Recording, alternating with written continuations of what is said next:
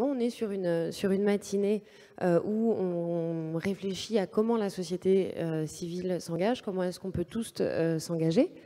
Et c'est justement ce qu'on va voir dans cette table ronde, parce qu'on a plein de profils, plein de domaines d'action différents. Merci. Plein de domaines d'action ultra différents. Et donc, comme ça, on va voir un petit peu comment est-ce qu'ils s'engagent et comment est-ce que potentiellement, on pourrait tous s'inspirer de cet engagement-là. Donc, je vais vous présenter comme ça en commençant par là. Donc Camille Etienne, vous êtes une militante écologique, dites-moi si je dis une bêtise, militante écologique, membre du duo Avant l'orage. Olivier Dubuquois, vous avez déjà été présenté là, vous êtes réalisateur et aussi militant. Vous allez rire, ils sont tous militants en fait, écologistes. Muriel André, vous êtes agricultrice. Et si j'ai bien compris, pas que, mais justement, on va en discuter. Greg Lecoeur, vous êtes photographe naturaliste. Si je dis pas de bêtises, ce sont vos photos qu'on voit affichées un petit peu partout. Et Charles Brain, vous êtes ingénieur agronome spécialisé dans la gestion de la pêche. On va voir, je pense, ce que ça veut dire, parce qu'effectivement, vous avez eu plein de vies. Et c'est pas forcément bien évident. Oui. J'en profite comme j'apporte le micro. On aura un temps de dédicace avec les personnes de la table ronde à l'issue de cette table ronde avec Géolibri et Ludovic qui vous attend tout à l'heure. Bonne rencontre, Camille. Alors en plus, c'est triché parce que rassurez-vous, on va fonctionner comme ça, mais ça a été décidé avant que Camille passe en dernier. Je ne vais pas juste l'ignorer direct, mais sinon ça fait un effet bizarre quand même. Allez, c'est fini. Donc on va commencer. Je vais finalement à tous vous poser les mêmes questions, puisque l'idée c'est de discuter de vos parcours et de vos engagements. Commençons avec vous, Olivier Dubuquois. Comment est-ce que vous en êtes arrivé justement à l'engagement militant écologique? Purement écologiste? Alors, on m'a dit que c'était le thème du festival. D'accord. Bon, du coup, l'engagement, on va dire que c'est très ancien. Écologiste, en fait, il y a plein de déclics, c'est-à-dire c'est une succession d'histoires, de rencontres, de découvertes, même de films, des fois, vus. Et la bascule se fait progressivement. Et d'ailleurs, j'avais lu dans un bouquin un truc qui m'avait vachement plu. C'était quelqu'un qui parlait de l'engagement de Jean Moulin et qui disait Jean Moulin n'est pas devenu Jean Moulin du jour au lendemain. En fait, c'est vraiment quelque chose qui se fait quotidiennement. Et voilà, moi, je sais que il y a eu plusieurs fois de l'indignation avant de passer à l'action. Et puis aussi, par exemple, sur des territoires sur lesquels je vis, à chaque fois d'avoir découvert des pollutions qui étaient soit invisibilisées, soit extrêmement présentes, etc. Et des combats dans lesquels on est allé avec les copains, ou des projets pétroliers, bien sûr, qu'on a bloqués en nombre. À chaque fois, ça a été voilà, cette espèce de passage de l'indignation à l'action. Et si je dois en citer qu'une, il y a une fois où vraiment j'avais été vachement surpris. J'étais sur une expédition scientifique au Mozambique pour le Muséum d'histoire naturelle de Paris. Et en fait, je trouvais ça complètement absurde, c'est que j'accompagnais des naturalistes, justement, des entomologistes, etc. Et en fait, on allait dans ce qu'on appelle un hotspot, c'est-à-dire un endroit où il y a un gros impact anthropique, un gros impact de l'homme. Et donc, les espèces sont promis, pour certaines, à disparaître. Et nous, on devait inventorier très, très rapidement les espèces. Voilà. Et dans un des camps dans lesquels on s'est mis, c'est-à-dire nous, on était en tente dans des conditions mais effroyables, avec zéro confort, quoi, pas de chaîne de froid, donc tout ce qu'on mangeait c'était extrêmement épicé, donc brûlé au dernier degré l'œsophage, enfin des conditions de vie mais qui étaient hallucinantes, quoi. La première nuit, moi je me suis réveillé avec des migales dans ma tente. La troisième nuit, on a failli se faire bouffer par 2 léopards. Enfin, c'était complètement improbable. On s'est fait tirer dessus aussi par des des braconniers. Bref, c'était extrêmement dur. Et à un moment, on se retrouve juste à côté d'un camp de pétroliers. C'était Artumas, la compagnie, une compagnie canadienne, qui était en train de faire des cuts comme ça dans la forêt. En fait, ils déforestaient pour pouvoir faire de la prospection. Et ils faisaient la même chose, ils faisaient aussi de la prospection en mer. Et là, on a vu la destruction en marche, mais vraiment frontale, quoi. Et je me suis dit, c'est pas possible. Je vais tout faire pour bloquer le plus possible les industries pétrolières chez moi aussi. Et quand je suis rentré, je me suis renseigné. Et là, il y a toute une phase d'investigation. Et j'ai trouvé facilement plusieurs projets pétroliers. Et on en a bloqué un en Corse. On en a bloqué 2 entre hier et Toulon. On a bloqué le CEMP. Enfin bref, on a bloqué les sommets pétroliers, comme vous avez vu aussi. Après, c'est devenu vraiment une marotte et un jeu aussi. On a rigolé parce que tant qu'on gagne, on a continué à jouer, quoi. Et on a beaucoup gagné. On a eu beaucoup de chance. Et paradoxalement, très peu. Mais c'est pas du tout pour nous envoyer des fleurs. Mais vraiment, s'il y a un message à retenir du film et de ce que j'ai à dire, c'est que la victoire est vraiment possible. C'est pas pour vous vendre. Je sais que globalement, on est en train de perdre ce combat, mais si on démultiplie les fronts, etc., de toute façon, il n'y a rien d'autre à faire. Hein. Je vois pas trop ce qu'on peut faire d'autre. On peut gagner. Et vous, Muriel, est-ce que Charles Bryn veut directement enchaîner sur les fronts? Et vous, Muriel André, comment est-ce que vous en êtes venue? Parce que vous avez tous des parcours différents, et c'est vrai qu'on l'a vu, alors peut-être plus du côté du village des activistes, quand on parle écologie, on a tendance à parler de l'agriculture comme un problème écologique. Et résultat, vous avez chacun des profils très différents. Et vous, dans votre métier d'agricultrice et même dans votre vie en général, comment est-ce que vous en êtes arrivé à cet engagement et ce militantisme pour l'écologie? Ce qui, de façon un peu caricaturale pour le grand public, paraît souvent antinomique d'être agricultrice et écologique. Il faut absolument être. Quand on est agriculteur, à mon avis, si on n'a pas de sens de l'écologie, on est mort. En tous les cas, la planète est morte. Alors, moi, à 19 ans, avant même d'avoir une véritable conscience politique, enfin, que j'aurais pu assumer ou dont j'aurais été vraiment véritablement consciente, j'étais à Plogoff, en fait. Et parce que j'avais suivi des copains et que, voilà, on se disait qu'il ne fallait vraiment pas que cette centrale se fasse. Et donc, j'étais pas devant, hein, aux manifestations à Quimper, j'étais pas devant parce que c'était vraiment très, très violent. Mais j'étais là et j'ai vu pas mal de choses. Et donc, je me suis engagée à partir de ce moment-là. Puis ensuite, avec la vie, quand vous avez des enfants, vous prenez conscience, peut-être encore plus, de la nécessité de leur proposer un monde un peu autre, et notamment à travers l'écologie, évidemment. Et puis après, quand vous habitez à la campagne, la ruralité, le rapport à l'environnement, à la nature, forcément, ça vous, quelque part, vous êtes en lien avec cette nature, et quand vous voyez la destruction, vous sentez une sorte d'injustice et en tous les cas, vous ne pouvez pas le tolérer. Avant, je n'étais pas agricultrice. Moi, ça fait que 15 ans que je suis agricultrice. Mais j'ai vécu en ville et j'ai vécu à la campagne. Et c'est vrai que la lutte écologique, elle est venue. Quand vous vivez à la campagne et que vous voyez la destruction de forêts, l'agriculture conventionnelle qui détruit, et j'accuse pas les agriculteurs, ils sont victimes d'un système, mais quand vous voyez quand même des pollutions, etc., au fur et à mesure, avec les voisins, avec les copains, les copines, vous vous mobilisez, tout simplement. Et vous, Greg Lecoeur, vous avez aussi une histoire autour de comment est-ce que vous êtes engagé autour d'un changement de vie. Oui, est-ce que je suis complètement en train de driver votre réponse? Tout à fait. Et vous, comment est venu votre engagement? C'est quoi la petite histoire derrière votre engagement et votre militantisme écologique? Alors en effet, moi j'ai un parcours un petit peu atypique, mais un parcours aussi qui... en fait, j'ai suivi cette petite voie qu'on a un petit peu tous en nous, et j'ai suivi ma passion, et ma passion c'était la biologie marine. Et alors j'avais une vie un petit peu tracée, j'étais chef d'entreprise, je suis originaire de Nice depuis tout petit, donc je me passionne pour la biologie marine. Et au bout de 10 ans dans cette industrie, cette activité, je me suis rendu compte que avoir un appartement, une télé, une voiture sympa, c'est bien, mais ça ne m'accomplissait pas. Et quand je me levais le matin, la première chose que je faisais, c'est que je prenais la météo, et dès que j'apercevais un petit bout de mer dans ma voiture en allant bosser, je me disais, tiens, j'ai perdu une journée en mer.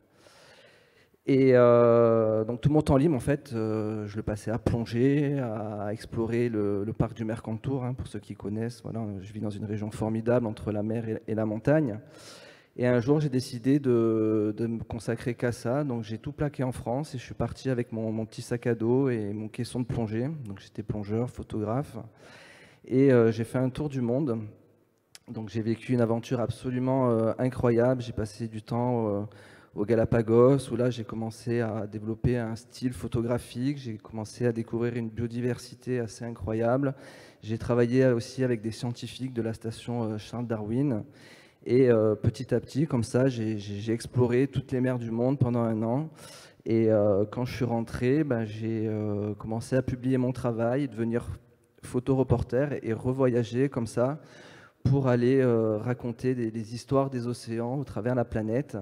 Et donc aujourd'hui, j'utilise la photographie qui pour moi est un moyen universel d'expression assez incroyable. Outre l'aspect, je dirais, technique de réaliser une belle photo, pour moi une belle photo c'est vraiment une image qui va vraiment raconter une histoire. Et pour la petite anecdote, 5 ans après avoir changé de vie, donc pour moi je vivais mon rêve d'enfant, hein. Je voyageais la planète, je faisais mes reportages, mes photos, j'étais au contact de la nature.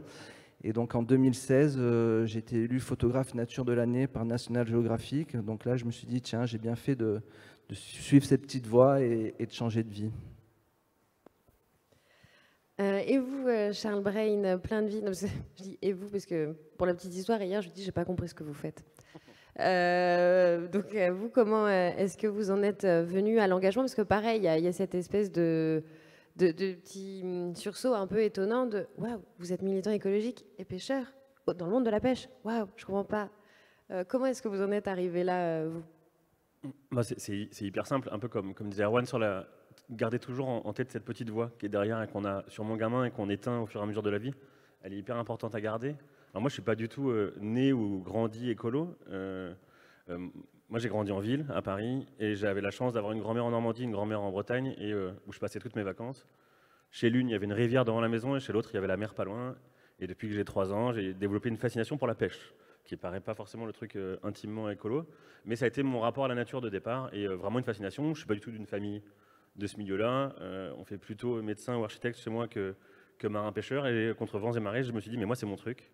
Et j'ai développé sur moi un rapport à la nature que je n'ai pas identifié comme ça, même ado. Et donc, par contre, ma famille m'a dit non, marin-pêcheur, c'est hors de question, ce que j'ai réussi à faire plus tard. Mais... Donc, tu feras des études. Donc, je suis ingénieur agronome en gestion des pêches, biologiste marin. Moi, il y a 2 déclics, je pense. Il y en a un premier, j'ai 19 ans, et donc je passe beaucoup de temps dans le Finistère chez ma grand-mère, où j'ai beaucoup pêché et beaucoup surfé. Et il y a l'Erika qui se crache en décembre 99. Je suis à la fac et je sèche la fac 1 mois. Mais c'est instinctif, ça me vient, et je me casse et je monte une équipe pour dépolluer les plages et les criques où je surfe et où je pêche. Et il y a l'indignation qui monte, mais d'un coup. Alors que je pense qu'avant, il n'y avait pas du tout on était peut-être moins alertés à l'époque. Mes potes n'étaient pas du tout dans ces trucs-là, mais ça a été plus fort que moi, quoi. Donc ça, je pense, c'est un premier déclic. Et le deuxième, je continue dans mes histoires de pêche. Je veux travailler là-dedans. Je suis autant fasciné par la pêche que par les femmes et les hommes qui la pratiquent. Et donc, c'est plutôt ça qui m'attire plutôt que l'océan en général. En tout cas, c'est ce que je me dis.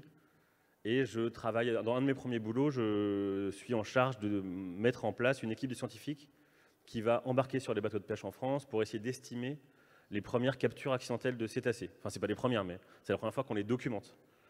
Donc, je passe 2 ans à faire le tour de France pour convaincre des patrons de bateaux d'embarquer des nanas et des mecs qui vont compter les dauphins morts, en gros. Ce qui est hyper sport, parce qu'il n'y avait pas d'argent, donc il fallait juste les convaincre. Donc ça, c'est assez sympa, mais je me rends très vite compte qu'en fait, que l'impact, il est conséquent. Et donc moi, ma pêche, qui était pour moi jusqu'à là homogène, elle ne l'est pas. En fait, il y a clairement une pêche industrielle qui est drivée par l'argent et qui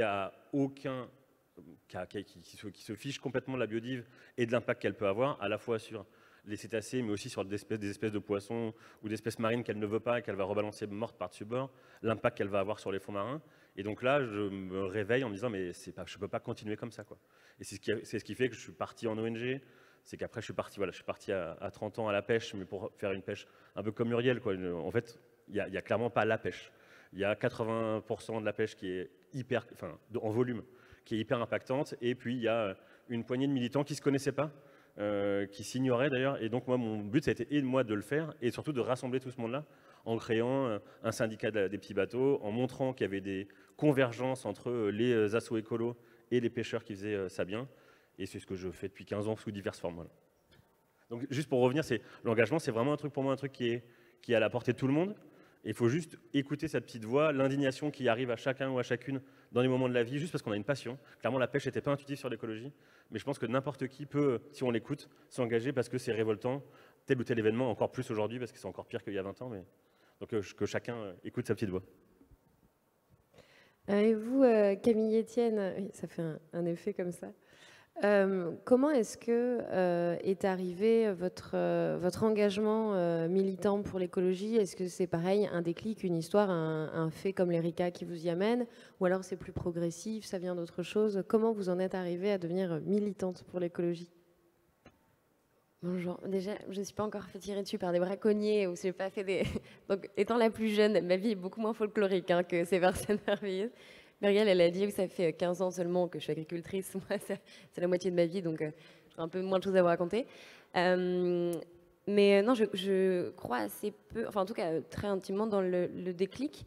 Je pense que c'est une chance de réussir à faire quelque chose de son indignation et d'être face à une situation qui nous révolte. Ce que tu disais sur l'Erika ou sur... en fait, c'est ce moment où... Enfin, moi, je le vois vraiment comme ça, comme une ligne où on se dit, bah là, je ne peux pas franchir. C'est physiquement impossible de faire ce pas supplémentaire. Et c'est physique. Donc moi, c'est très, très physique aussi. Et je pense que c'est la chance immense que j'ai eue de grandir près des glaciers. C'est très cliché, mais bon, les glaciers fondent. J'imagine que vous êtes au courant. Et pourtant, de les voir fondre à cette vitesse-là et de voir comment ce que je chéris le plus au monde est affecté, et cette espèce de ligne qui m'empêche de rester assise. Donc c'est comme ça que je le vois. Et du coup, moi je vous invite à vraiment trouver intimement quelle est votre raison d'indignation et d'en faire un moteur très très puissant. Et c'est vraiment sur ce qu'on aime. C'est vraiment un moment d'amour. Enfin, je pense que on a l'air quand même plutôt des gens heureux, aimants et tout ça. Et moi, c'est vraiment le cas dans le sens où c'est parce que ce que j'aimais le plus, c'est ce qui constituait mes souvenirs, ce qui constituait ma famille, ce qui constituait ce que je voulais laisser, l'héritage que je voulais laisser à mes enfants, aux générations d'après. C'est ça où je me suis dit, bah là, voilà, c'est ma mission, entre guillemets, c'est peut-être un mot un peu grand, mais en tout cas, ce sera ce à quoi je vais travailler et dédier mon temps, mon énergie, ma passion, ma vie, quoi, pour faire en sorte que je puisse, moi aussi, rendre ce qu'on m'a donné, c'est cette chance immense d'être près des glaciers. Donc voilà un petit peu comment ça a commencé. Puis après, je suis tombée dans le grand bain de l'activisme en voyant les milliards de choses qu'on peut faire. Et comme ça, c'est les victoires qui m'ont donné beaucoup d'espoir, de me dire, il y a tellement de choses qui marchent. Contrairement à, enfin, je veux dire, comme tu le dis, on perd peut-être ce combat général, mais il se passe tellement de choses incroyables. Et quand j'ai commencé à réaliser que moi, une jeune de 24 ans, je pouvais avoir parfois... grâce au collectif, grâce à peut-être un peu de naïveté et de culot aussi, mais un impact tel sur des sujets, on devient inarrêtable. Donc en fait, le premier pas, c'est toujours le plus dur. Mais une fois qu'on l'a fait, on est vraiment cette vague humaine que rien n'arrête. Donc moi, ce que je vous invite à faire, et j'imagine que si vous êtes ici, c'est sûrement peut-être déjà le cas, mais c'est de ne pas avoir peur de faire ce premier pas. Ah, c'est la cloche qui dit que c'est la fin de mon temps de parole. Non, c'est bon. Non, mais c'était pourquoi pas, c'est original. Voilà, mais faites ce premier pas et je vous raconte après la suite.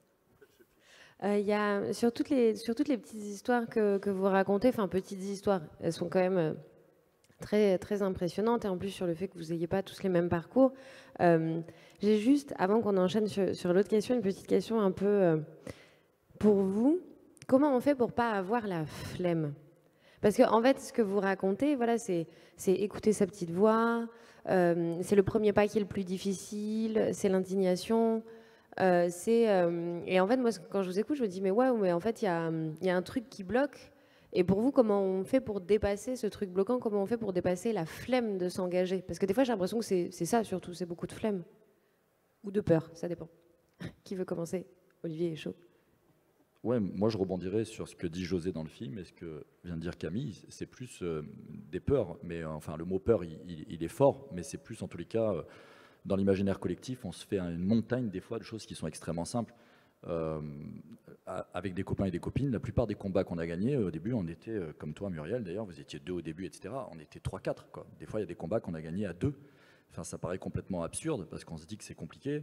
Si je vous dis il faut bloquer par exemple une centrale nucléaire, aujourd'hui, dans l'imaginaire collectif, je pense que les gens diraient que c'est pas possible. Pourtant, à Plogoff, ils étaient tous de droite et bien à droite, et le président était de droite aussi, donc ils étaient très, très conservateurs, et ils ont réussi à bloquer une centrale nucléaire à une poignée. Là, on vient de voir des copains là, en Normandie qui ont réussi à bloquer Elon Musk sur l'implantation des antennes et sur cette logique de colonisation de l'espace. Enfin, ils sont 300, quoi, et c'est parti de 2 personnes, pareil, quoi. En fait, les combats, ils sont gagnables à très peu de personnes à partir du moment où on est organisé, persévérant. Enfin, je ne vais pas vous donner tous les ingrédients, mais clairement, le film est là pour le prouver, nos vies aussi, les vôtres aussi certainement. C'est pas si compliqué que ça d'arracher des victoires. C'est super compliqué d'avoir la victoire globale qu'on n'aura peut-être pas, mais ça c'est pas la question qu'il faut se poser, sinon c'est démotivant totalement. Mais localement, on a des impacts incroyables. Et voilà. Donc je pense que c'est plus en fait dans l'imaginaire collectif, on se dit que c'est super compliqué, qu'on va. C'est pour ça aussi que j'ai contrebalancé un peu le discours là, qui est juste, hein, du monsieur, etc. C'est que ouais, ça arrive. Moi, j'étais en garde à vue. Vous avez tous été à un moment ou à un autre en garde à vue, etc. Mais c'est pas ça qu'il faut retenir. On perd un peu de temps, etc. Mais on n'est pas en Amazonie. On risque pas une balle dans la tête. Enfin, il faut relativiser aussi. Bien sûr qu'il y a des mouvements où on a vu, il y a des estropiés. Enfin voilà, tout ce qu'ont subi les Gilets jaunes. Mais c'est une autre forme de mouvement, une autre forme d'organisation. Là, moi, je vous parle des organisations. Voilà, à 3, 4, 10, 20, 30, etc. Ou des coalitions, ça c'est génial aussi, quand vous avez des gens de différentes grosses ONG qui sortent de ONG qui sont parfois un peu lourdes et qui rejoignent des collectifs locaux et qui apportent leur savoir-faire qui est conséquent, aussi bien en termes de stratégie ou d'organisation ou d'action directe, enfin non violente ou autre, c'est formidable. Et en fait, voilà, à partir du moment où on se met dans une dynamique d'action, pour plagier les copains, c'est vrai que c'est pas si compliqué que ça d'obtenir des victoires. En fait, ce qui est difficile, c'est de se dire on va mettre en place un rapport de force.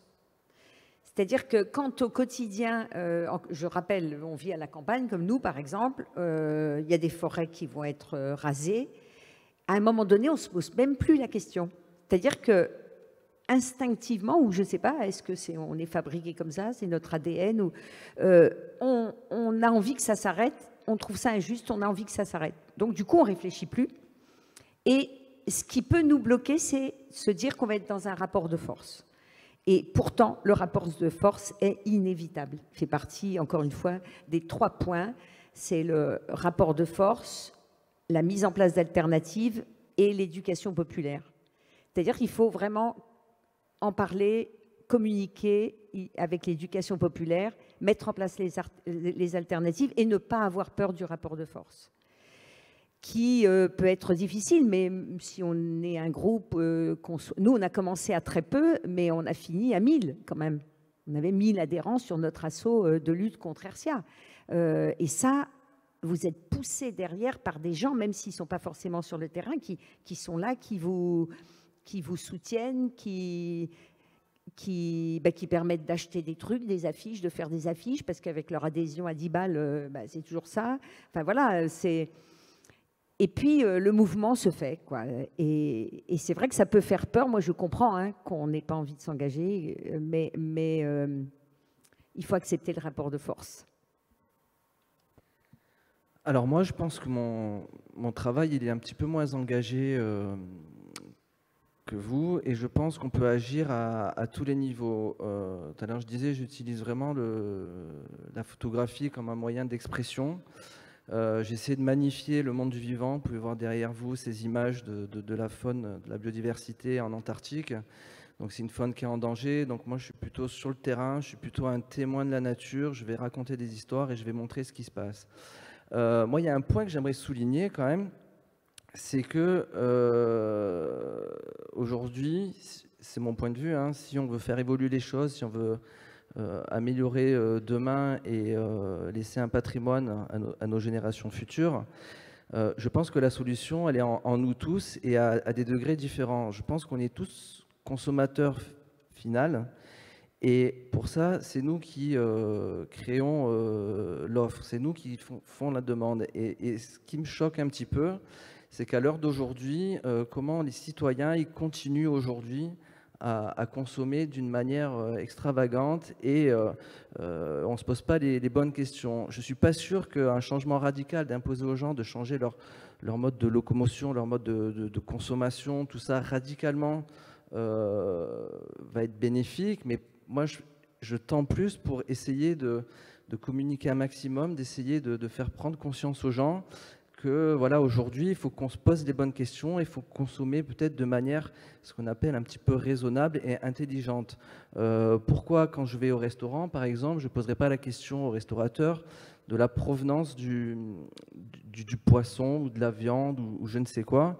Moi, je le fais et je vous assure que quand je vais dans un restaurant et que je pose la question à un serveur, déjà, il ne connaît pas la réponse. À chaque fois, il y a le patron qui débarque. Et pendant tout le restaurant, on me regarde de travers parce que j'ai juste demandé voilà, ce qui était dans mon assiette, d'où ça provenait, comment ça avait été produit. Et je pense que voilà, moi j'essaie aujourd'hui de faire passer des messages comme ça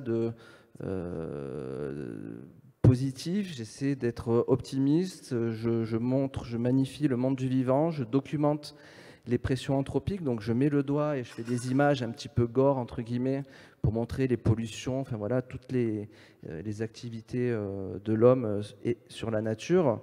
Et je valorise aussi le travail des scientifiques, je travaille aussi, voilà, je promouvois, par exemple, je vais prendre un exemple dans mon domaine sur les océans, parce qu'on parle beaucoup de pollution, on parle de la surpêche, tout ça, mais on est capable aussi vraiment de prendre des décisions importantes et qui marchent. Et notamment, quand je prends cet exemple, sur la baleine à bosse, vous savez que la baleine à bosse a été chassée pendant des années, que le stock de baleines elles ont failli quasiment disparaître, et qu'en 1986, il a été mis en place un moratoire qui interdisait la chasse baleinière. Donc certains pays, pour X raisons scientifiques ou traditionnelles, ont continué de la chasser, mais c'était quand même assez moindre. Et aujourd'hui, le stock de baleines à bosse a quasiment récupéré, voilà, comme il était à l'époque. Donc pour moi, ça, c'est des messages qui sont très positifs, et je pense qu'on a vraiment ce moyen d'agir, quel que soit notre niveau. Donc c'est vrai que ça fait peur de passer la barrière et d'aller faire des actions très engagées, peut-être finir en garde à vue, mais on peut aussi agir d'une autre manière, à notre niveau. Voilà, et c'est tous ensemble, je pense, qu'on pourra faire avancer les choses. Je reviens sur ma petite voix là. Je pense qu'il y a deux choses. Il y a à la fois la petite voix qu'il faut écouter, donc clairement garder les émotions qu'on avait avant d'être un petit peu pollué par ce qu'on nous a vendu comme vie de rêve. Tu parlais tout à l'heure de l'appart, la bagnole et la téloche. Et je dirais, moi, le truc qui a été le plus compliqué et qu'il faut faire le plus tôt possible dans la vie, pour moi, c'est ce que j'appelle le premier pas dans le vide. C'est se lancer. Et en fait, une fois qu'on l'a fait une fois, c'est fini. Tu l'as dit, Olivier. Et ça fait quoi ce que disait Edgar Morin dans ton film? Il y a le truc, c'est qu'après, on s'est dit, mais avant, j'ai survécu, quoi. J'ai un peu bossé, j'ai fait tout comme on m'a dit, mais je dormais moins bien, je me levais le matin avec moins la pêche. Alors c'est clair, moi depuis que je suis militant, il y a des moments où j'ai vraiment gagné beaucoup moins d'argent que si j'avais tracé ma vie d'ingénieur et dans mes bureaux d'études et compagnie. Mais j'ai jamais été aussi heureux et j'ai l'impression d'être vivant. Même si effectivement il y a le combat global, il est compliqué. Mais comme disait Camille, il y a des petites victoires tous les jours et chaque victoire, elle a une saveur que j'aurais jamais connue si j'étais resté dans mon petit couloir d'ingénieur propre avec mon crédit, ma bagnole et à côté de ça, j'ai une maison, j'ai des enfants, j'ai une vie tout à fait normale. Avec certainement un peu moins de fric que si j'avais fait tout bien, mais je suis 100 000 fois plus heureux. Je pense que ce qu'il faut que tout le monde comprenne, c'est qu'on s'engage, on se trouve soi. Et c'est ça qui est ultra précieux, et j'ai l'impression que c'est de plus en plus rare. Et on nous laisse moins la place, enfin, culturellement, moins la place à ça. Et c'est décrié, l'engagement, tu disais tout à l'heure, on est des pirates ou des terroristes, voilà, alors que pas du tout, on se bat juste pour un truc extrêmement clair, qui est en plus l'intérêt général, qui est clairement pas perso, quoi. Donc juste, voilà, la petite voix et le pas dans le vide, et tout ira bien. Sur la flemme, je réponds rapidement à cette question sur la flemme. Comment est-ce qu'on arrête d'avoir la flemme? La question, c'est la flemme, on peut avoir la flemme de faire des petits trucs du quotidien. Je suis d'ailleurs très flemmarde, ce qui est assez utile et pratique parce que ça permet de trouver rapidement les solutions qui demandent le moins d'efforts. Donc finalement, vive la flemmardise. Mais dans ce que j'entends, dans ce que tu disais, la flemme que tu définis, c'est l'apathie. Comment est-ce qu'on sort de cet état léthargique, cette espèce de chape de plomb sur nos épaules qui nous paraît trop lourde, si bien qu'elle nous écrase et qu'on reste là.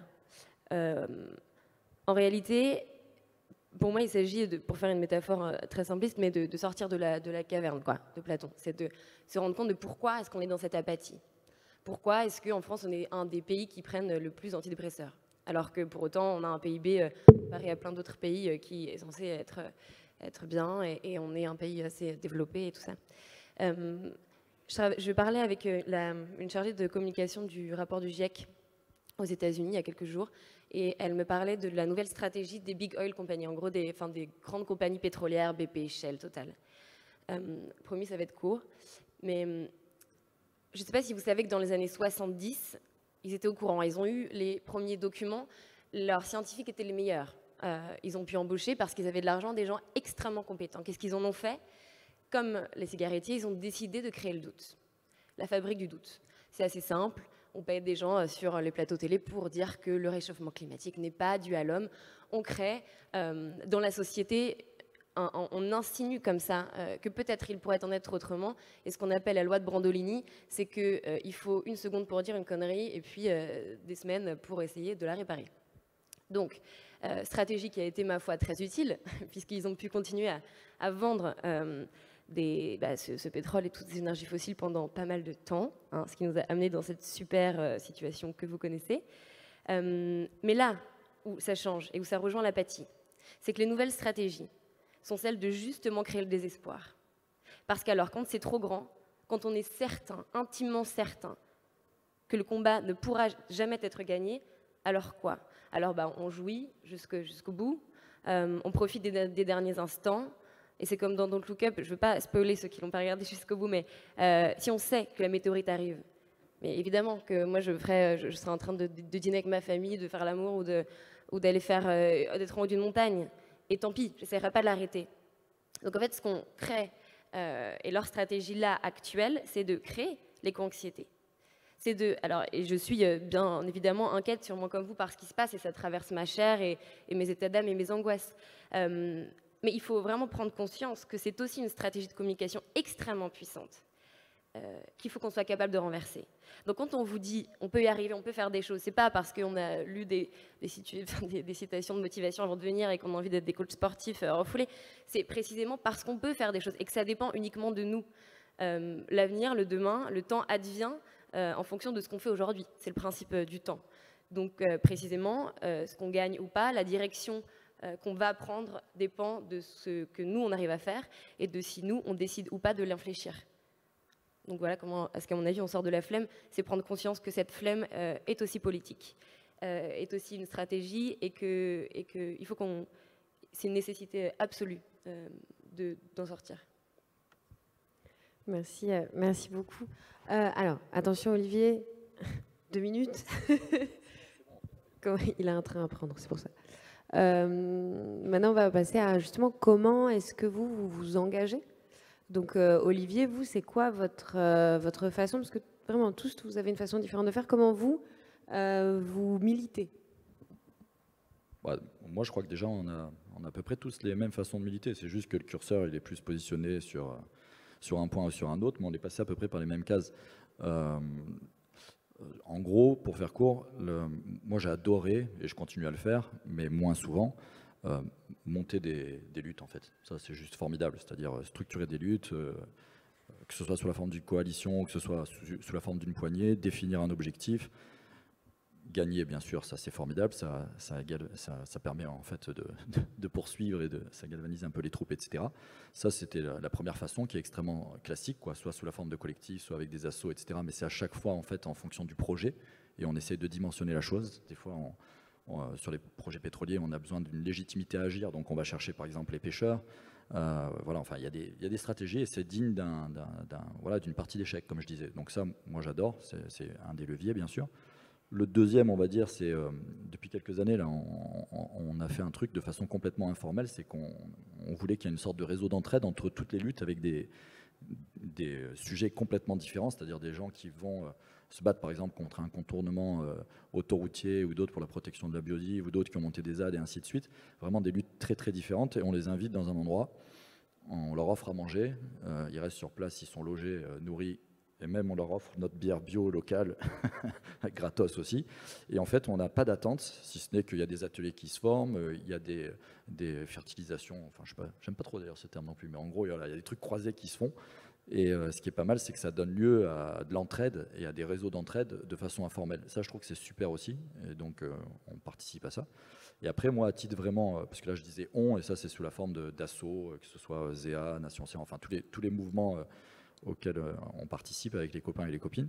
Mais à titre après individuel, c'est extrêmement classique, vous l'avez entendu des dizaines de fois, mais que ce soit via la photo, que ce soit via la musique, que ce soit via le documentaire. Moi, j'ai choisi le documentaire, mais ça a été progressif. En fait, ça a été complètement un hasard, dans le sens où moi, j'ai toujours été auteur, mais d'abord, j'étais plus sur de l'écrit. Après, je me suis retrouvé à être photographe. Et puis, en fait, en bout de course, là, je me retrouve à être documentariste, enfin réalisateur de doc.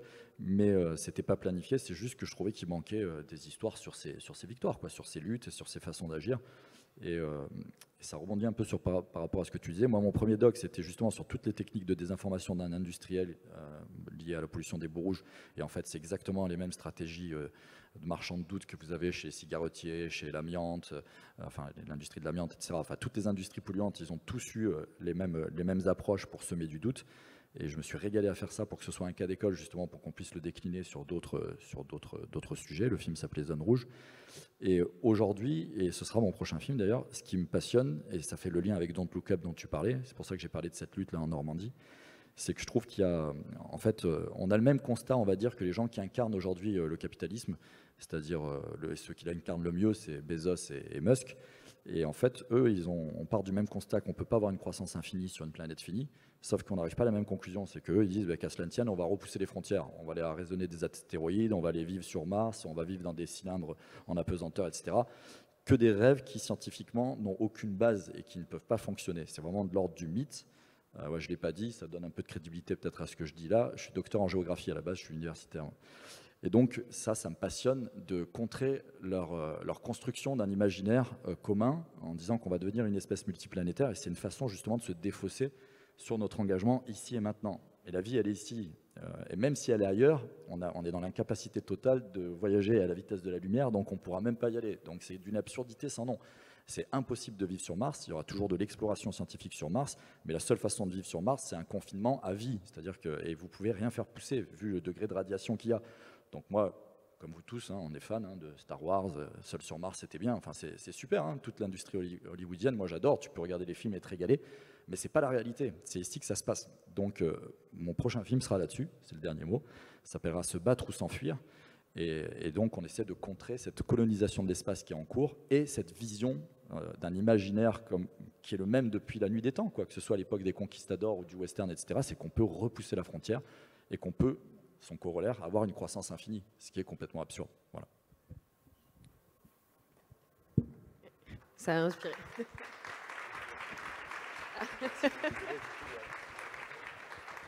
Ça, tu pars sous les ovations, sous les applaudissements. Merci. Merci beaucoup d'être venu.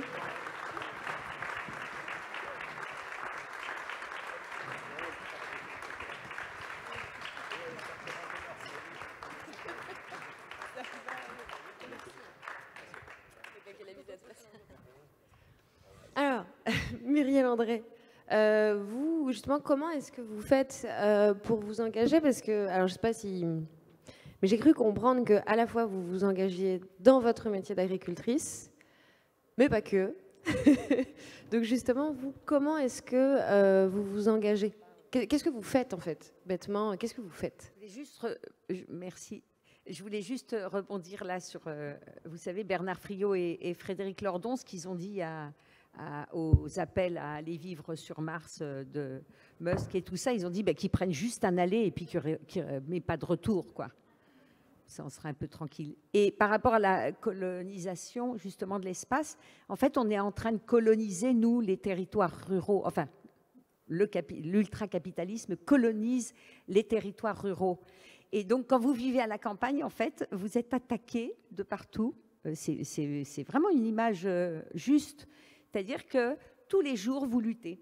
Donc, pour répondre à ta question, tous les jours, vous luttez contre des attaques. Nous, on a les sapins de Noël qui détruisent toute l'eau, c'est-à-dire qui polluent l'eau. Il y a 9 traitements sur les cultures de sapins de Noël. Sachez-le, n'achetez pas les sapins de Noël. Ça détruit les territoires, que ce soit le Morvan ou d'autres territoires qui cultivent des sapins de Noël. On coupe nos forêts de feuillus pour mettre du résineux, parce que le résineux pousse plus vite et que donc il est rentable plus rapidement. On ne travaille plus du tout pour les générations futures. On nous pollue l'eau, on nous propose des industries complètement polluantes, commerciales. Bon, on l'a dézingué, mais il y en aura d'autres, parce qu'en plus, sur des territoires comme ça, si vous les videz, ben, forcément, à un moment donné, on sera les poubelles des villes, quoi. Donc, on est des irréductibles, on reste. Alors, il y a des jeunes qui sont venus s'installer, et ça, c'est très, très important. On a une agriculture conventionnelle. Je ne veux pas vous plomber votre dimanche, hein, mais après, on va venir aux solutions. Mais on a une agriculture conventionnelle qui pollue aussi, c'est-à-dire qu'il y a un modèle sur l'élevage de bovins, là où on vend les broutards à 1 an qui sont vendus en Italie. Enfin, ce sont des modèles complètement obsolètes où ça crée de la souffrance chez les agriculteurs parce qu'en fait, ils ont un modèle qui ne tient pas la route, ils sont surendettés, alors ils touchent les primes de l'Europe, mais en même temps, pour la plupart, ça ne suffit pas à payer leur surendettement, etc. Donc, ce n'est pas joli et nous, on dit qu'il y a une vraie colonisation de nos territoires et qu'il faut enrayer. Donc, en fait, nous, en tant qu'agriculteurs, avec Pascal, qu'on voit dans le film, mon mari, on est en lutte tout le temps, mais on est heureux, hein. On est vraiment heureux pour rebondir. C'est-à-dire qu'on n'est pas plombé, la lutte fait partie de notre vie, en fait. On n'est pas tout seul, on a plein de gens autour de nous et on organise des luttes précises. Par exemple, il n'y a pas longtemps, on est allé arracher des plants d'un gars qui avait planté du résineux, là, juste au-dessus d'une source, où il y a une petite maraîchère qui travaille super bien en bio. Oui, bien sûr, on est en bio, parce que mettre des pesticides, ça nous paraît tellement aberrant. Voilà, donc on est en bio, cette maraîchère est en bio. Vous avez une culture, donc, sur, au départ, une prairie qui est vraiment une réserve de carbone. Et là, un gars qui achète, qui n'est pas du coin, même s'il était du coin, c'était pareil, mais les gars qui ne sont pas du coin, qui viennent acheter des terres pour mettre du sapin de Noël ou des plantations de résineux. Et c'est traité, ces cultures sont traitées. Donc, c'est forcément la source qui alimente la petite production de maraîchage de Valentine, ben, elle va être polluée. Donc, ben, qu'est-ce qu'on fait? On se retrouve, on va arracher les plants. On a, bien sûr, on le fait à visage découvert, hein, on annonce qu'on va arracher les plants, comme le disait Olivier, et on pourrait le faire aussi en cachette. Après, il ne faut pas le dire. Quand on le fait en cachette, c'est tout. Voilà, faut pas. Et là, on communique, on se regroupe, on arrache les plants, on va aller en justice, etc. Mais si vous ne faites pas ça, votre territoire est foutu, que ça soit ici autour de Bordeaux, que ça soit chez nous dans le Morvan ou pour les océans, les modes de pêche. Nous, on a un mode d'élevage, on produit de la viande, sauf qu'on produit de la viande en extensif, c'est-à-dire on a très peu de bêtes sur beaucoup de surface, on ne pollue pas évidemment. On n'arrêtera pas de manger, je ne veux pas me justifier, mais on n'arrêtera pas de manger de la viande du jour au lendemain. Et ce qu'il faut critiquer, c'est les élevages industriels et pas les petits élevages comme le nôtre, bien qu'on a un marché et que, bien sûr, il y a des gens végétariens qui viennent sur notre marché parce qu'il y a d'autres productions, etc. Mais ça, c'est un autre débat, on pourrait en parler à une autre occasion. Donc voilà, notre lutte, donc j'ai la chance d'avoir été journaliste, donc du coup, ben, on peut rédiger des tribunes, on se relaie, on occupe les territoires quand il le faut, enfin, ou les zones à défendre quand il le faut. Et en fait, notre lutte est une lutte quotidienne parce qu'on a beaucoup de... Pascal, en tant qu'éleveur bio, il est un peu un électron libre là dans le coin et on a beaucoup d'attaques, beaucoup de pression aussi politique, surtout depuis qu'on a gagné la lutte contre Hercia. Là. On sent bien qu'on ne peut plus faire grand-chose. On est dans le collimateur, mais bon, ça ne nous empêche pas. On continue et encore une fois, on n'est pas tout seul. Hein. Il y a beaucoup de gens sur le territoire on s'est aperçu qu'il y avait beaucoup de gens qui avaient cette fibre et qui avaient compris, comme tu disais Camille, qu'à un moment donné, on ne peut plus se laisser faire et qu'il faut agir. Voilà.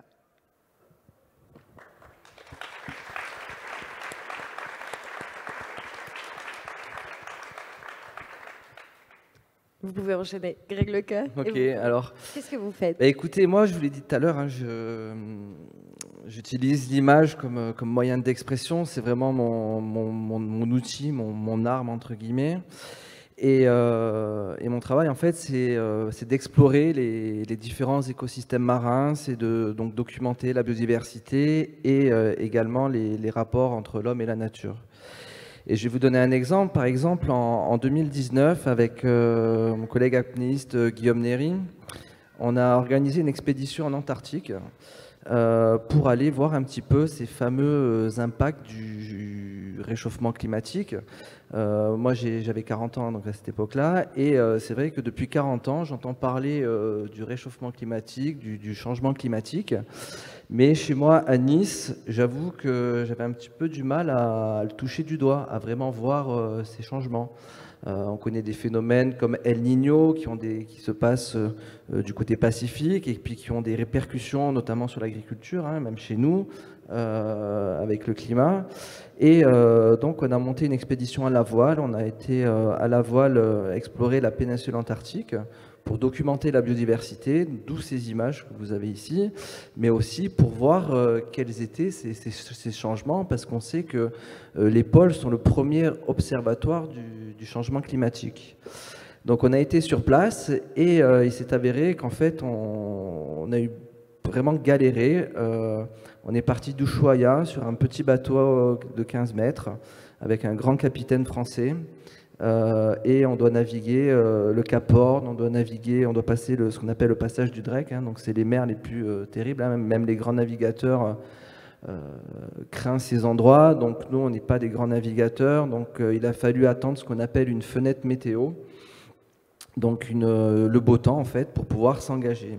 Et il s'avère qu'on a commencé à attendre et attendre, et attendre, et attendre. Et cette fenêtre météo, en fait, ne se présentait pas, ou si elle se présentait, c'était d'une très courte durée. Une matinée, une journée, et nous, on a à peu près 5 jours de navigation, donc pour pouvoir passer, il fallait attendre. Et en discutant avec les populations locales, en parlant avec notre capitaine qui a 40 ans d'expérience, on se rend compte, en fait, que à Ushuaia, donc on est pendant l'été austral, en fait, il y a des journées d'hiver. Notre capitaine nous raconte que la température de l'eau, au lieu d'être à 8 degrés, elle est à 4 degrés. Donc voilà, sur place, il témoigne vraiment de choses différentes. Et donc ces changements ont vraiment un impact sur le climat. On est vraiment à la pointe sud du continent d'Amérique du Sud. Il y a une espèce d'effet Venturi, hein, où les vents s'affolent dans cette région. Et du coup, la température de l'eau qui change va changer les vents, va changer le climat. Alors, je suis pas climatologue. Et du coup, on a mis 18 jours pour pouvoir rejoindre cette péninsule antarctique. Donc, ça n'a pas été de tout repos, hein, le Drake et le Cap Horn, voilà. C'était une sacrée aventure humainement, hein, pour vous dire, juste cuisiner un plat de pâtes, ça devient un exploit surhumain s'il ne traverse pas le carré, bon bref.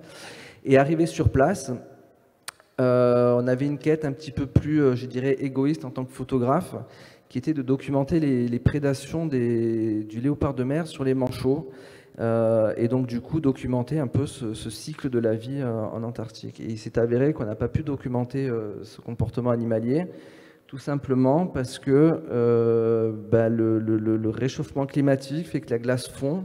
Donc si vous prenez une carte satellite par exemple de la banquise en Antarctique en hiver, on va s'apercevoir que la banquise est bien plus grande, tout simplement parce qu'il y a une pellicule d'eau froide due à la fonte des neiges qui va geler.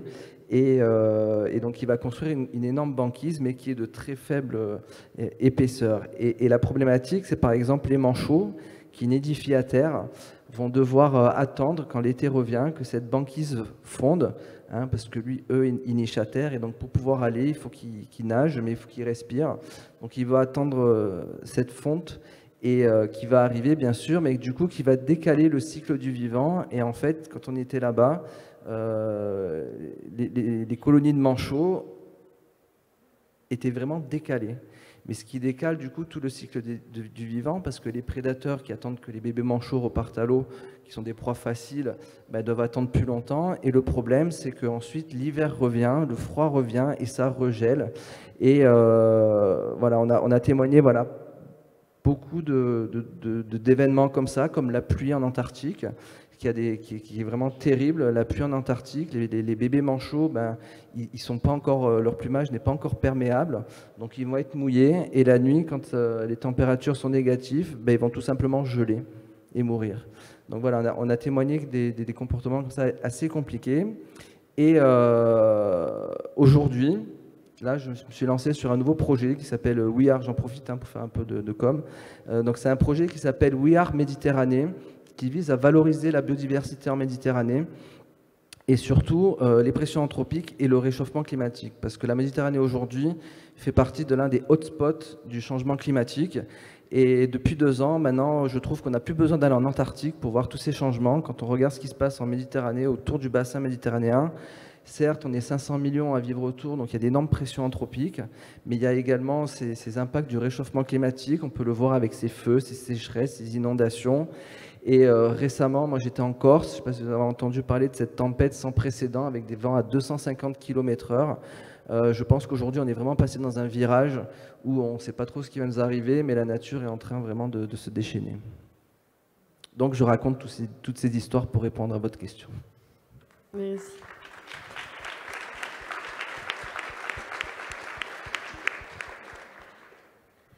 Et vous, cher Brain, qu'est-ce que vous faites? Et là, vous dites, mince, mais parce que vous faites plein de choses. Et vous avez... c'est un peu mon running gag de que fait vraiment Charles Brain. Que faites-vous pour le climat? C'est assez simple. Moi, j'ai un seul objectif depuis 20 ans maintenant, c'est de rendre la pêche plus écolo. Un peu comme disait Muriel, en fait, je défends celle qui est en cohérence avec l'écosystème et je combats farouchement la pêche industrielle. Et que ça soit concrètement sur le terrain, mais c'est aussi dans le droit. C'est-à-dire qu'en gros, aujourd'hui, tous les intérêts, un peu comme l'agriculture, tout est en faveur, les financements, les règles du jeu, elles sont faites surtout pour les gros, qui ont plus de disponibilité pour aller faire du lobby à Paris ou à Bruxelles ou à Strasbourg. Donc en gros, ça c'est l'objectif, c'était rapprocher la pêche de l'écologie et de la cohérence, garder aussi l'activité de petite pêche sur les territoires littoraux, qui est essentielle et culturellement et économiquement pour ces endroits. Et pour ça, j'ai essayé un peu tous les modes d'action potentiels. Donc j'ai commencé il y a 15 ans pour changer de vie, un peu comme Greg, où j'ai tout planté pour être marin-pêcheur et essayer de prouver qu'on pouvait le faire autrement. Il y a d'autres personnes qui le faisaient déjà, mais j'ai essayé vraiment de faire un mode de pêche ultra minimaliste avec un tout petit bateau, très peu de consommation d'énergie, très peu de capture et une valorisation maximale. Après, il faut aussi faire le choix d'une vie sobre. Je ne gagnais pas des milliers des cents, mais j'étais économiquement viable en prélevant 20 à 30 kilos de produits de la mer par jour, ce qui est extrêmement peu, avec un bateau qui était extrêmement sensible à la météo, donc je ne faisais pas beaucoup de jours de mer, parce que dès qu'il y a trop de vent ou trop de vagues, j'y vais pas, et la nature, par logique, me modérait dans mes prélèvements. Et donc là, je me suis dit, bon, ça c'est très bien, mais il y a plein de choses, il y a plein d'impacts différents, et donc j'ai essayé de travailler sur un projet de bateau moins impactant. Donc j'avais, il y a 15 ans, maintenant il y a des financements pour ça, c'est cool, mais à l'époque il n'y en avait pas. Réfléchir à l'impact du bateau, donc on travaillait sur une coque en lin bio, remettre une voile, réduire la consommation d'énergie sur le bateau, participer à des recherches scientifiques en même temps, donc adapter le bateau à ça. Donc ça m'a beaucoup plu et ça a posé le jalon pour pas mal de projets qui existent aujourd'hui et je suis extrêmement content. Et après il y a une aventure collective, à chaque fois ça marche jamais tout seul, tous ces projets-là. Donc en parallèle on a monté avec plein de copains une forme de syndicat des petits bateaux pour essayer de faire contrepoids à l'époque par rapport à la grande pêche, qui s'appelle la plateforme Petite Pêche, qui est un peu l'équivalent de la Confédération paysanne.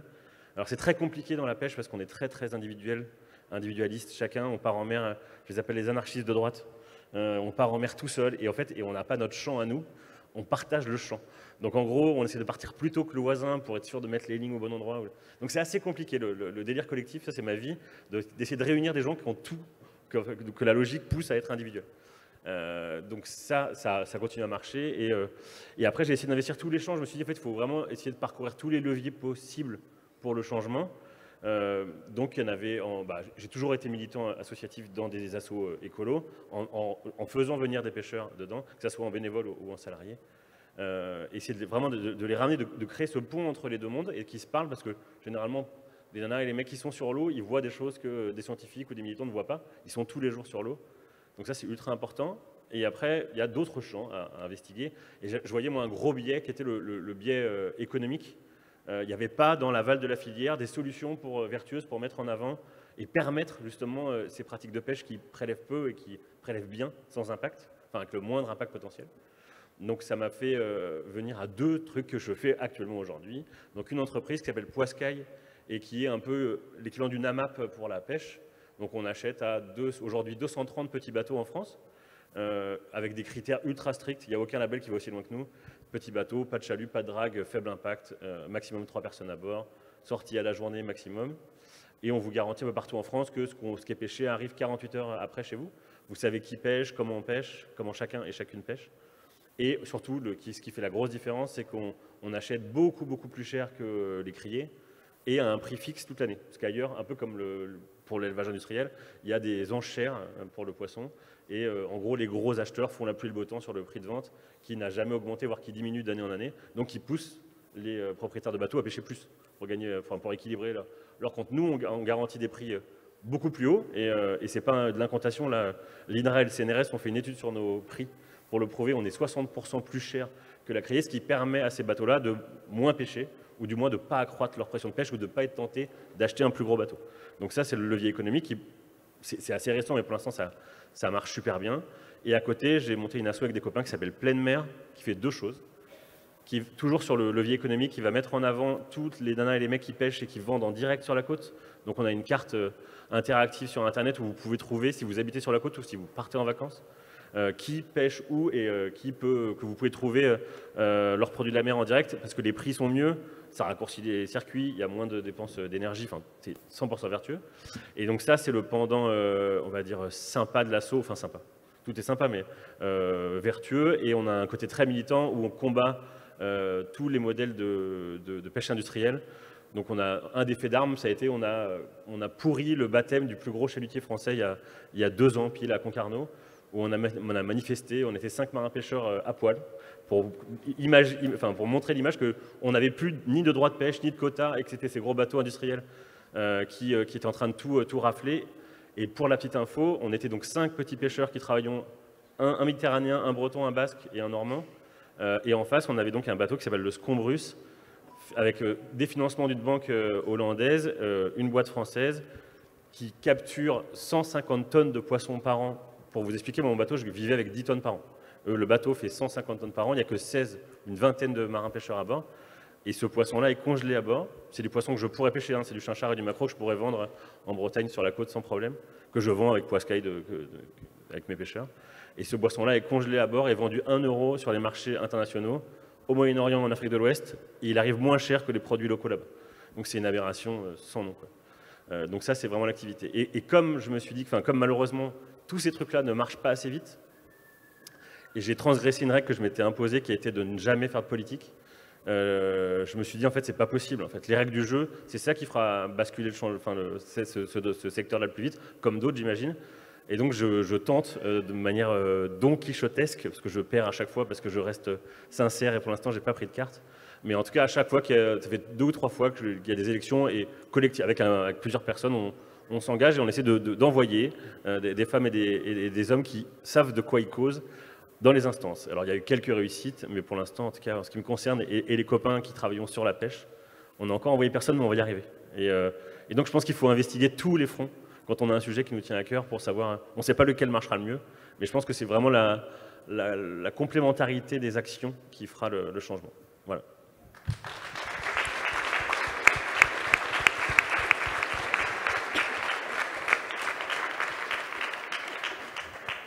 Et vous, Camille Etienne, qu'est-ce que vous faites? C'est quoi votre... Alors, dit comme ça, on a l'impression que c'est hyper accusateur, mais non, quelles sont les actions que vous menez en tant que militante écologiste? J'essaye beaucoup de choses. J'essaye constamment. Et donc, quand un problème advient, je me dis quelles peuvent être toutes les stratégies pour recréer cet écosystème qu'on est en train de détruire.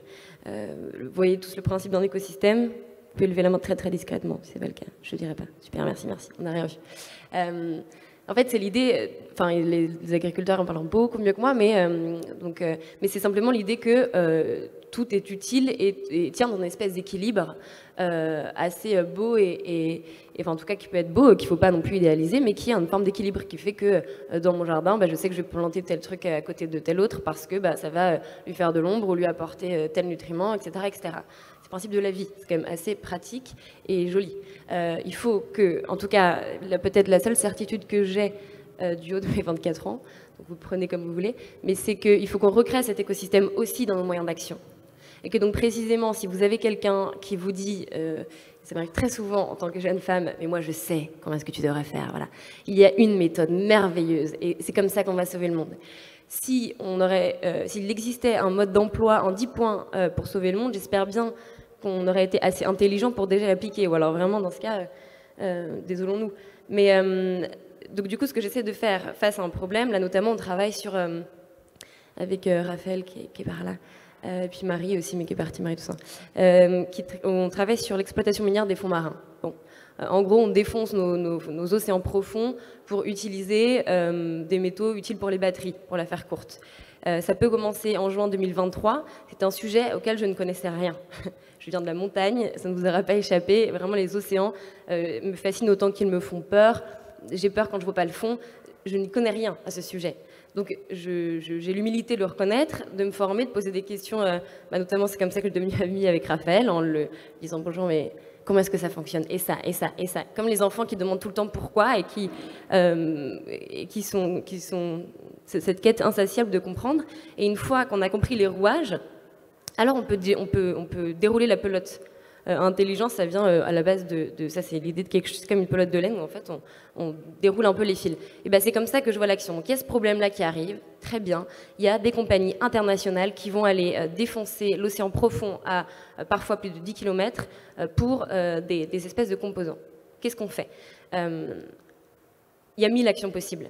On réfléchit à comment est-ce qu'on va faire du lobbying, comment est-ce qu'on va mobiliser les parlementaires pour mettre en place des lois dans les pays pour que dans nos zones exclusives, c'est-à-dire enfin, dans nos eaux territoriales en tout cas, on interdise ce minage-là. On va aller embêter l'autorité qui est censée réguler cet endroit. On va aller parler à des journalistes pour qu'ils réussissent à alerter l'opinion publique sur le sujet. On va aller à Lisbonne au sommet à l'ONU pour essayer de porter cette voix et de faire en sorte que ce sujet adviennent à l'agenda politique. On va faire de la danse. Là, avec le collectif Minute 12 qui est ici, on a fait une action de danse. Enfin, pas moi, je danse très mal, mais on a organisé leur action de danse pour sensibiliser par du beau, par de l'art. On va faire des courts-métrages. On va travailler avec des photographes pour sensibiliser par simplement ces espèces extraordinaires qu'on ne connaît pas du tout. Donc en fait, j'ai aucune réponse à vous apporter sur comment est-ce qu'on s'engage. Ce que je fais n'a pas vraiment tant d'importance parce que ce que je fais, je le fais simplement parce que je sais le faire. Donc la vraie question à vous poser, c'est qu'est-ce que vous savez faire? Et surtout, qu'est-ce que vous aimez faire? Parce que ça change tout. Quand on fait ce qu'on aime, on n'a jamais l'impression de travailler et on a une énergie qui se décuple et qui contamine beaucoup. Donc posez-vous la question, qu'est-ce que vous aimez faire fondamentalement? Est-ce que c'est faire des photos? Est-ce que c'est la pêche? Est-ce que c'est faire de l'agriculture? Est-ce que c'est faire de la politique, de la musique, de la danse, être avocat, avocate, journaliste, travailler dans l'ingénierie? Posez-vous cette question. Alors, je reconsidère mon offre. S'il y a ici quelqu'un qui travaille chez Total, peut-être arrêter quand même, en vrai. Mais d'un point de vue global, quand même, c'est vraiment la question qu'il faut se poser. Pourquoi est-ce que je me lève le matin? Et mettre ça au service de l'urgence. Vraiment mettre ça au service de l'urgence. Sur pourquoi est-ce qu'on devrait s'engager aussi et comment est-ce qu'on le fait de manière très concrète. Pour moi, c'est de réussir à revoir l'élégance du monde. Et ça, c'est vous qui avez la réponse pour comment le faire. Mais ce que je vous conseille aussi, ça commence par quelque chose de très simple, c'est de lever la tête et de parler aux gens autour de vous. Là, on a quand même cette chance de ne pas être derrière des écrans. Enfin, là, il y a un écran, apparemment, si. Moi, je suis sur un écran, mais pas vous. Donc, vous avez autour de vous des gens qui, a priori, vivent plus ou moins au même endroit que vous, dans cette zone géographique, qui sont intéressés par le sujet ou qui sont fait traîner par des gens intéressés et qui regrettent depuis une heure. Mais vous avez forcément une histoire intéressante. Et en plus, il y a plein de gens que je connais et il y en a certains d'entre vous qui ont beaucoup de chance. Vous êtes assis à côté de gens merveilleux. Donc parlez-vous et posez-vous ces questions-là. Rencontrez-vous parce qu'il suffit parfois de juste ça, de ce moment. Et c'est là où était fort, c'est pour ça qu'étaient fortes les marches pour le climat. Peut-être qu'il y avait cette illusion de dire on va sortir dans la rue, arrêter d'aller à l'école et alors ils vont comprendre. Bon, c'est trouvé plus compliqué que ça.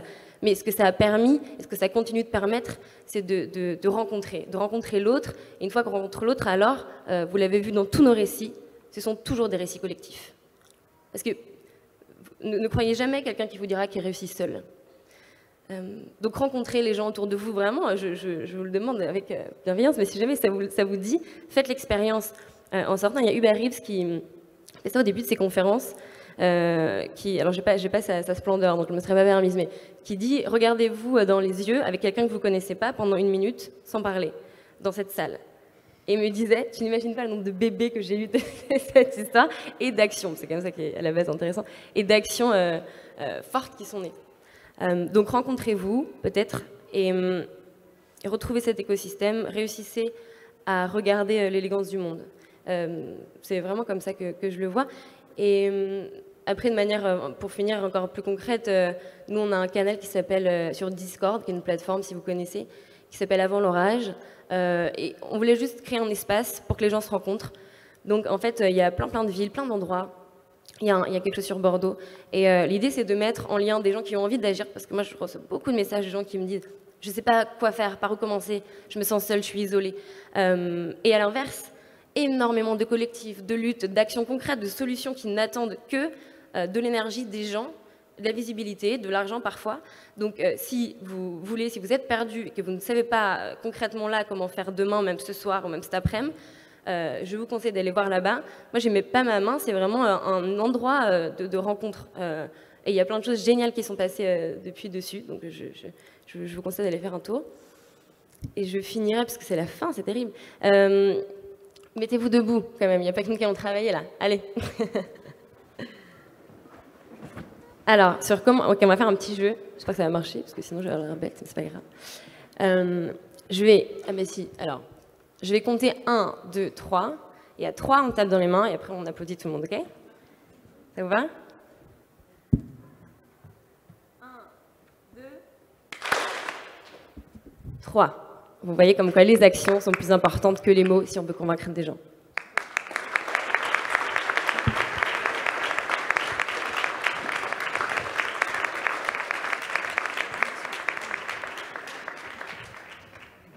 Merci, en tous les cas c'est impressionnant et ça fait plaisir d'avoir de la jeunesse autour de soi.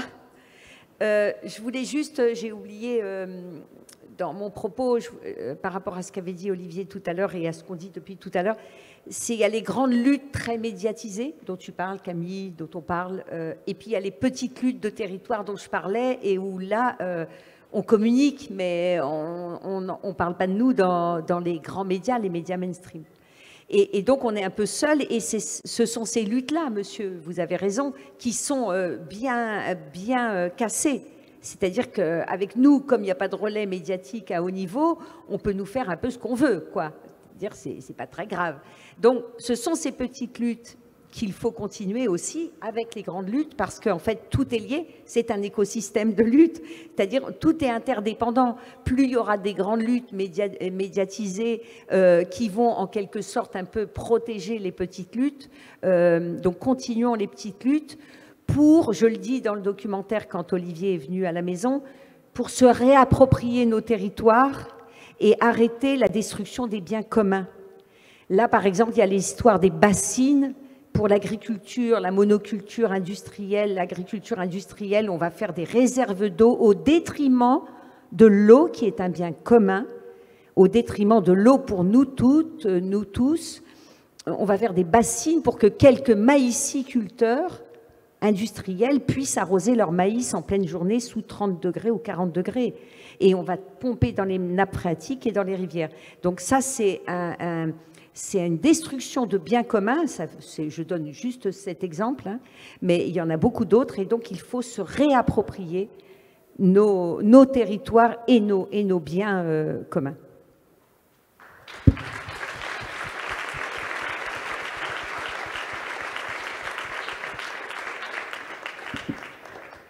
Merci beaucoup. Merci pour tous vos témoignages, toutes les actions dont vous nous avez parlé. J'espère que, j'espère que ça a inspiré plein de gens, mais moi, en tout cas, ça m'a beaucoup... je suis super chauffée, vraiment, le coup de taper dans les mains. Ça y est, c'est bon, attendez les gars, j'arrive. Donc, il y a un tout petit peu une petite heure de pause avant que d'autres conférences reprennent.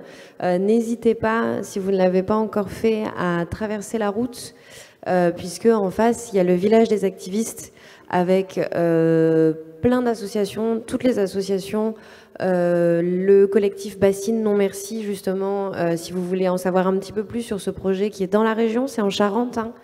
C'est à quoi 2-3 heures de Bordeaux. Ils sont là, il y a toutes les assos, toutes les initiatives, donc n'hésitez pas à aller y faire un petit tour. Alors, oui, mais tout court, sinon après je vais me faire gronder.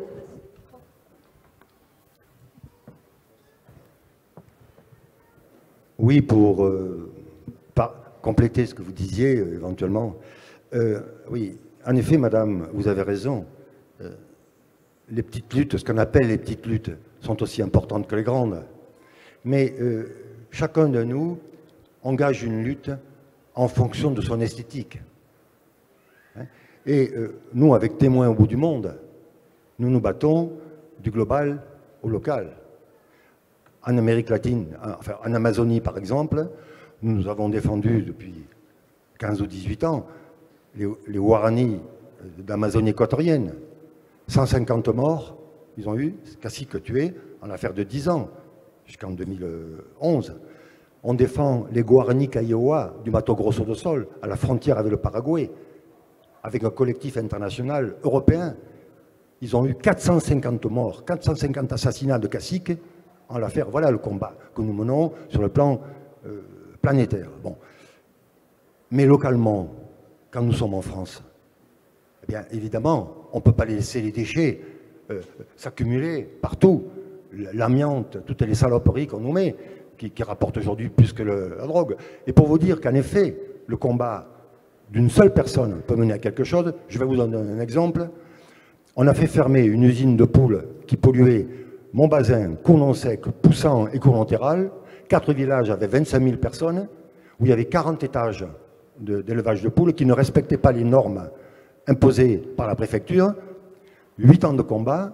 Il y a eu des pétitions, des gens disant, je vous passe le mot, on en a plein les couilles, on ne peut pas ouvrir le frigidaire, on ne peut plus sortir dans le jardin, on ne peut plus dormir, etc. etc.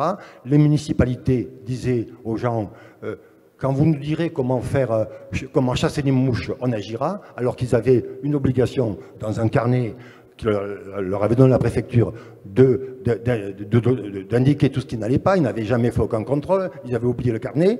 Bon. Et nous, on a été en contact avec la préfecture. Le préfet, en effet, nous a soutenus, mais il a confié l'enquête à la protection de la population, des populations, parce que s'agissant d'élevage, ce sont des vétérinaires qui ont été là. Et eux, in fine, il a fallu renouveler 3 fois les plaintes en l'affaire de 8 ans. La dernière plainte, un gars de la protection de la population nous dit maintenant, tout a été fait, on ne peut plus rien faire. Donc maintenant, les mouches, elles ne viennent pas de cet élevage, elles deviennent, ces mouches, des chevaux de Camargue qui se trouvent autour. Nous, on a pris les mouches à l'entrée de l'usine, on les a fait analyser. Elles étaient nées sur des fientes de 1 mètre de hauteur dans l'élevage en question. On a pris des mouches là où il y avait 2 chevaux de Camargue. Je suis vraiment d'accord. Oui, terminé. À la fin de l'histoire. Elles étaient nées ailleurs. On est allé voir le préfet, on lui dit voilà, nous on va demander une enquête, on va porter plainte pour atteinte à la santé publique et on va demander une enquête, que la police judiciaire fasse l'enquête. Eh bien, le lendemain, 2 motards sont venus nous porter un document comme quoi l'usine était fermée. On a mené ce combat seul, mais on s'est aperçu que dans le système, l'État ne dispose pas de ça, c'est le plus important parce que c'est global, l'État ne dispose pas d'experts indépendants permettant de dire aux industriels ce qu'ils doivent faire. Il y a simplement un cahier de charge qui leur indique il ne doit pas y avoir de plainte, etc. Donc voilà, si vous voulez, le fond, il est là, et on peut en effet, seul ou à 2, mener des combats pour faire fermer une usine qui polluait 25 000 personnes et qui menaçait les enfants des asthmes et autres. Voilà. Donc, oui, en effet, les combats à proximité peuvent être montés en accord avec les préfets, en accord avec ces gens-là qui nous soutiennent. Merci beaucoup. Et encore une fois, merci à tous. N'oubliez pas le village des activistes et bonne suite de festival.